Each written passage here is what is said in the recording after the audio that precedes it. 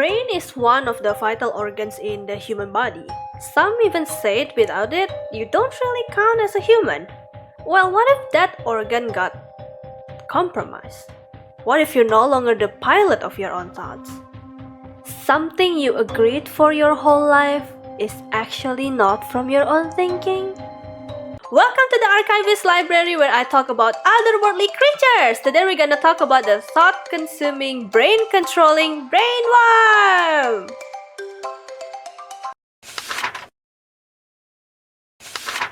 The Brainworm, as the name suggests, is a type of creature that lives inside, well, a brain. It's a worm with a sharp head and two rings on its neck? Join before head, this part, whatever this part is called. Their color is the same as the brain, pinkish bubblegum color. It does not help it look less disgusting. That color made them really hard to find even when a dead body is dissected. The only way for you to find the worm even when you dissect a person's head is to actually search for the rings properly. And even then, they can burrow inside of the brain. So it's really hard to find them. They're a parasitic creature jumping from one person to another. The larva will first be laid, and when it evolves, will go to another person and burrow there. They mostly feed on thoughts and the happiness attached to it. Desire, if you will. In following the main infatuation and the readiness to throw all thinking and stuff. Only when it reaches that stage will it burrow inside the brain and multiply itself. So if it's not that stage yet, you're fine. You're fine. You're probably fine. In one person, there will only be one worm. Immediately when the larva turns into a worm, it will go out and search for another host to inflict, usually someone they are close with, or someone who are in close contact with them, or someone who works with them, to inflict the same feeling as the host, creating a pretty twisted herd mentality. People who have brainworm don't really show much difference actually, but usually exhibit a certain pattern of behavior. So physically, there's nothing wrong with them, but their behavior, their psychology, it's gonna show.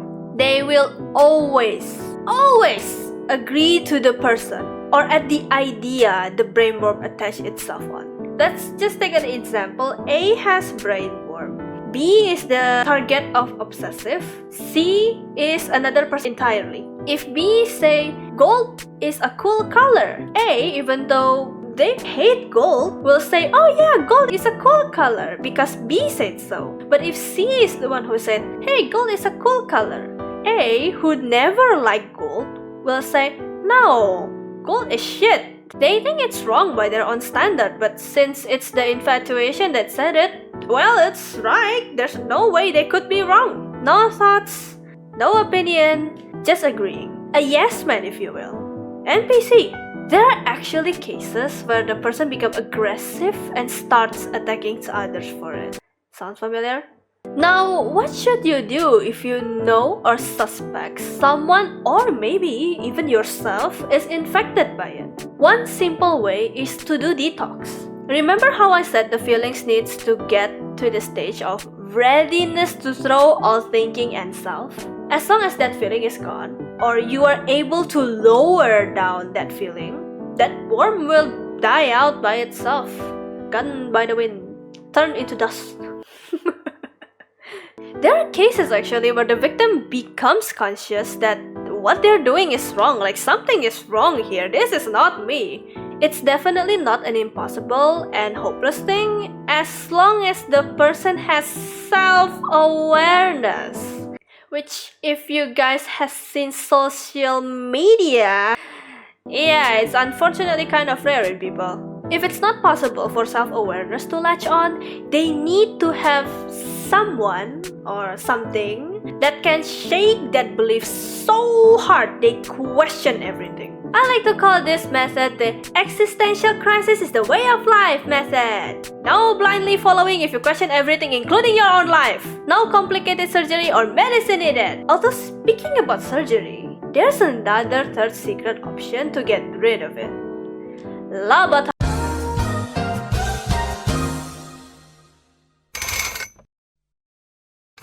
Now, this isn't exactly a story about a case or victim. It's actually something that happened pretty recently since the chief took over. We've been doing some cleanup of the old director supporters, people who share their belief, but the number of people who we have to clean up are pretty suspicious.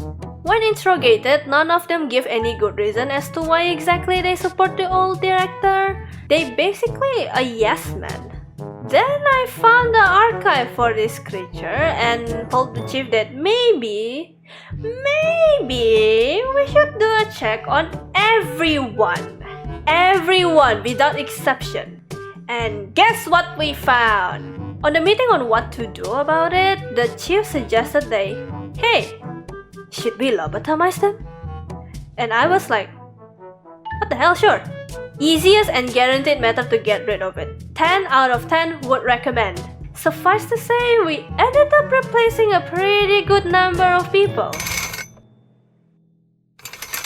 This archive is, quite honestly, one of the files that I want to burn purely out of spite. What the fuck is this grotesque creature?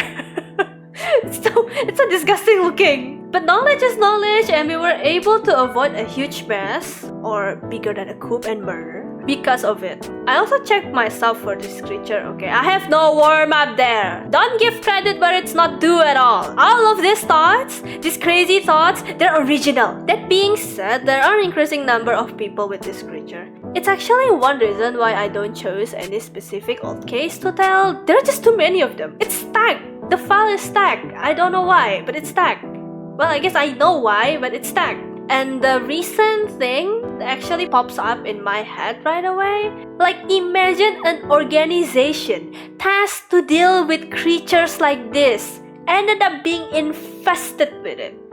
Crazy stuff happening here.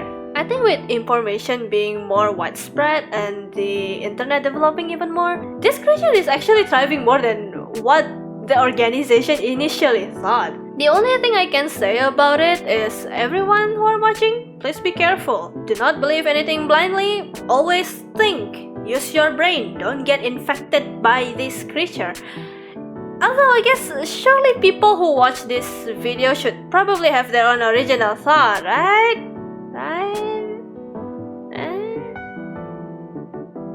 Thank you everyone for watching this video, and if you enjoy it, make sure to subscribe and support me to get your monthly dose of Archivist Library.